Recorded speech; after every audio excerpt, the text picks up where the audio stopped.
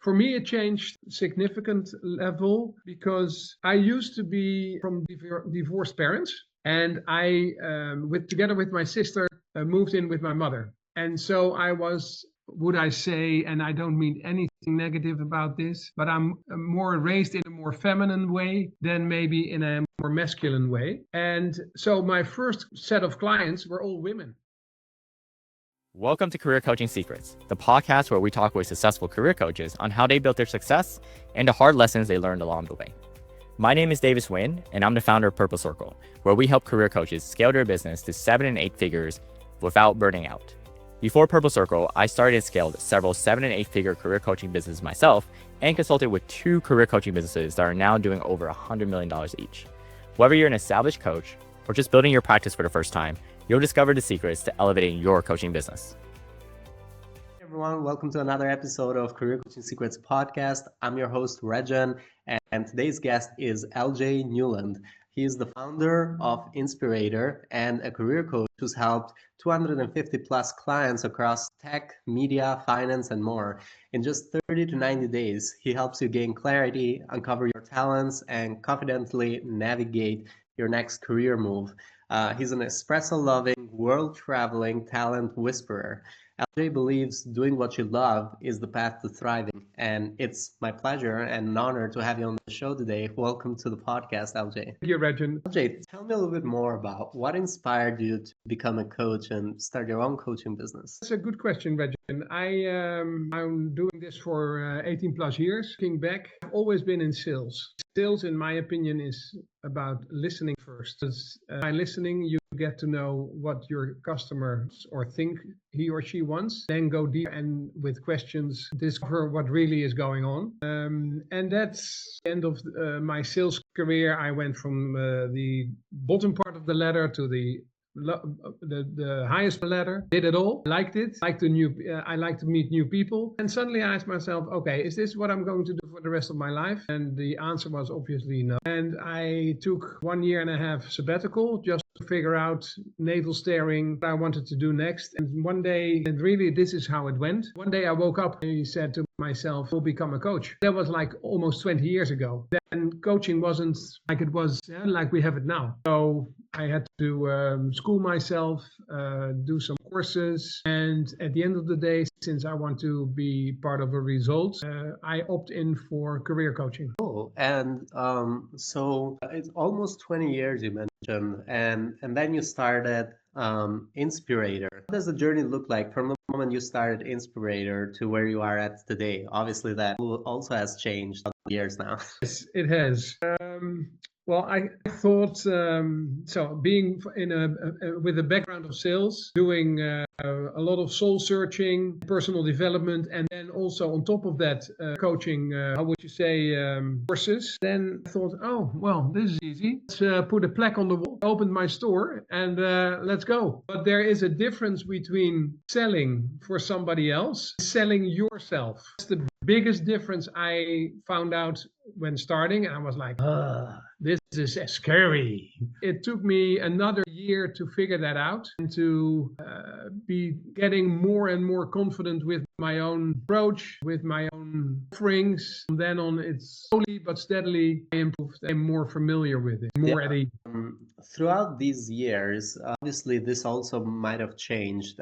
When it comes to the people that you're generally trying to reach, what does that look like? Is there a specific industry, demographic, type of people that you like to help? It's a good question. For me, it changed significant level because I used to be from divorced parents, and I, together with my sister, moved in with my mother. And so I was, would I say, and I don't mean anything negative about this, but I'm more raised in a more feminine way than maybe in a more masculine way. And so my first set of clients were all women. I think 2008, 9, 10, I asked myself, so what is this? And I did some digging, and then I decided for myself, I asked, okay, may I now coach?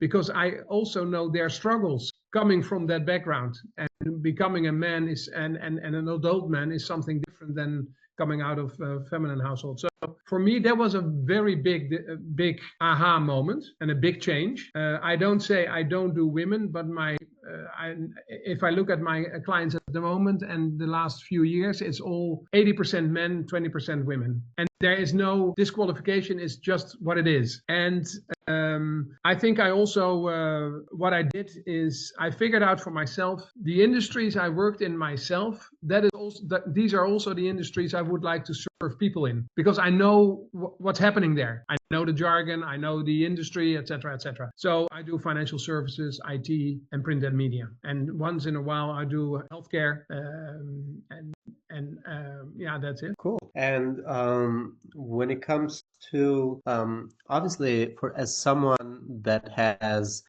moved from the Netherlands all the way to US, when did that move happen? It happened like, did you start your coaching before and then moved, or was the coaching started when you moved to US? So I'm a happily married man with a husband with 3 children, and we met late in life. We got 3 children in 2 years, so to say, and we have lived in. So we started in Italy, then we moved to the East Coast in United States. Then we went back to Milan in Italy, and then we went to the UK. And then from the UK, we went back to the East Coast. And from the East Coast, we went to the West Coast. And that's where I'm now. We're now living in California. And the nice thing about coaching is you can do it, especially after COVID. Everything is legal, is normalized around Zoom or Meet or whatever. You can do it on the screen. But I prefer people to touch people, to meet people and hug, etc.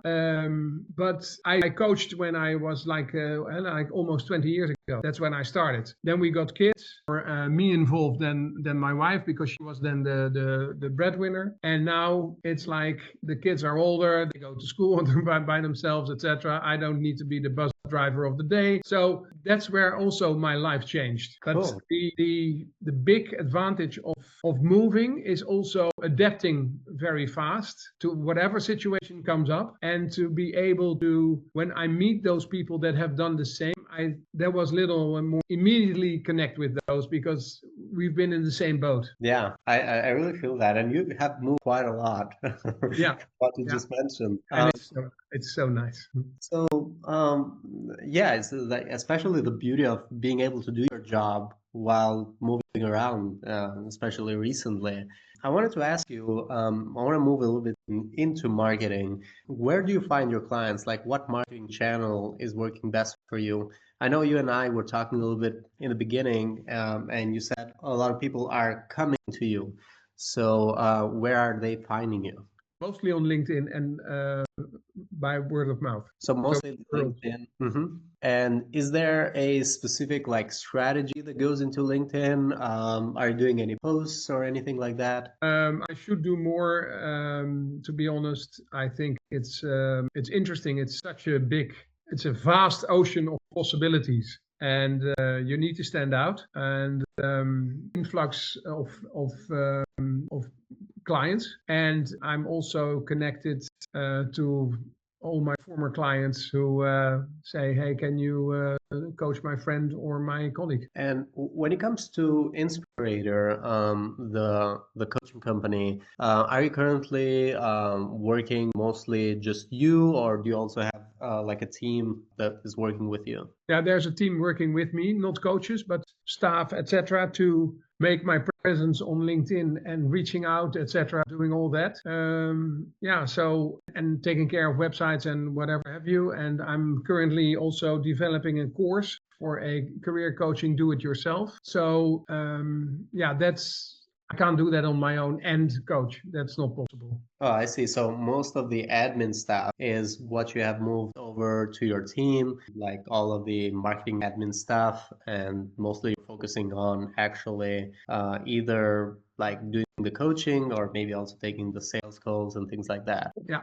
Because I love to meet people, and I love to know where you come from and what you do, where you are at. Because at the end of the day, coaching is also about having being able to connect with people and is it a fit? Are we able to work together? Yeah, absolutely.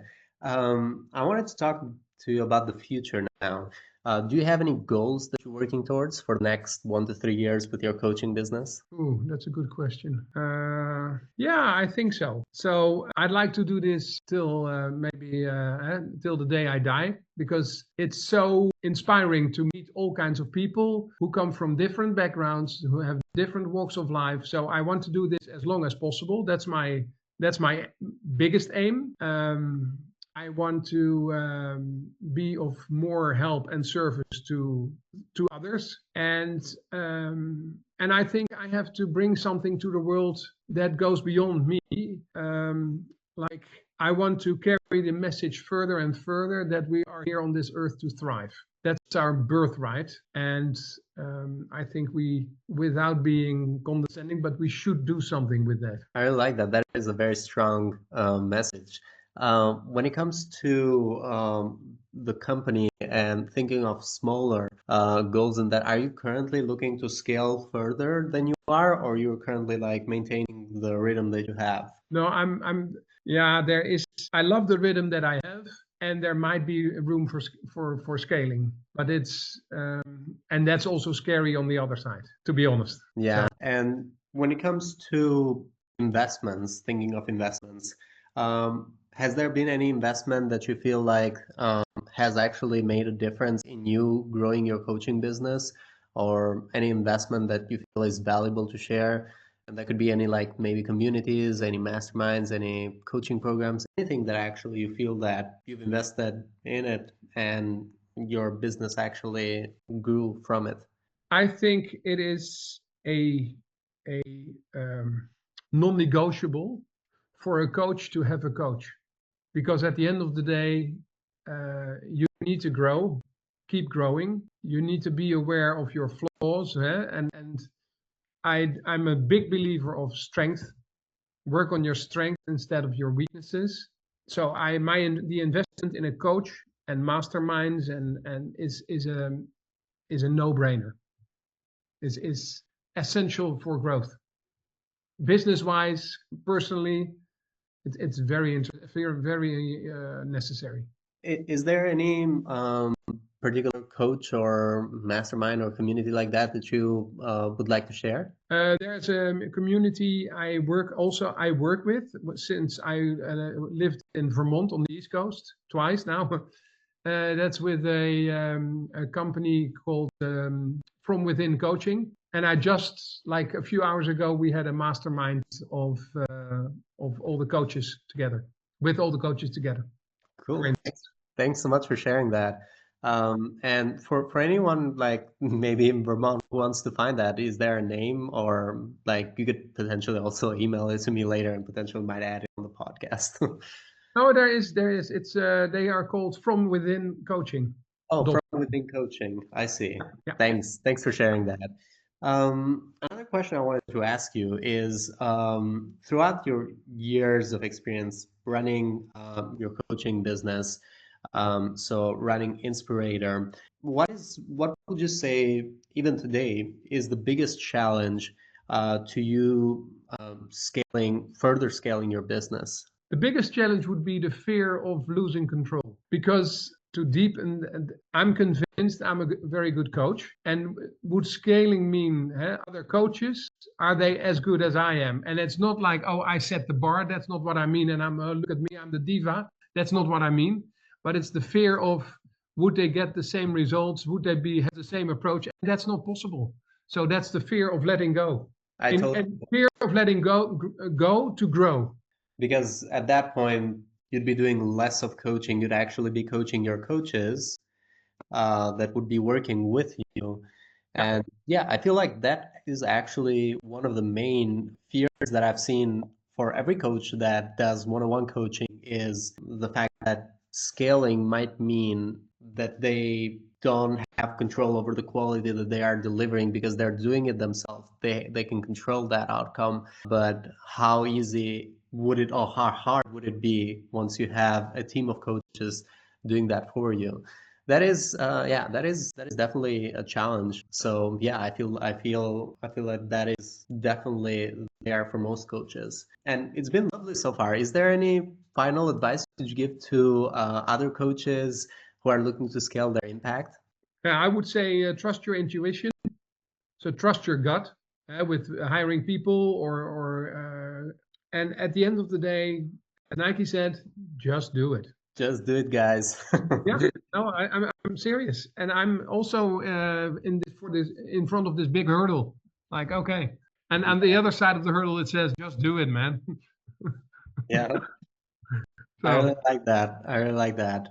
Well, again, thank you so much for taking the time today, LJ. It was lovely having you on the podcast. For anyone who wants to connect with you or find you, they can go into LinkedIn and they can search your name, LJ Nieulant. The other method would be the website, which is inspirator.nu. Is there any other way they could connect with you? well, there is my phone number. But there is one caveat with the website. It's under construction at the moment, so they won't reach me. I So see. LinkedIn is the best way, and my cell phone. Okay, so LinkedIn, your cell phone, and just looking at your LinkedIn right now on the contact info, you also have Skype, which it's kind of making me sad that we no longer. Yes. Yeah. Yeah. So you have to go over to Team to go over to the dial board of the dial pad of Skype. But cell phone is the best, and then and LinkedIn, of course. Well, thank you so much, LJ. It was a pleasure having you today. Thank you, Regin, and I loved it. So thank you for your time and giving me the opportunity to talk to you. That's it for this episode of Career Coaching Secrets. If you enjoyed this conversation, you can subscribe to YouTube, Spotify, Apple Podcasts, or wherever you're listening to this episode to catch future episodes.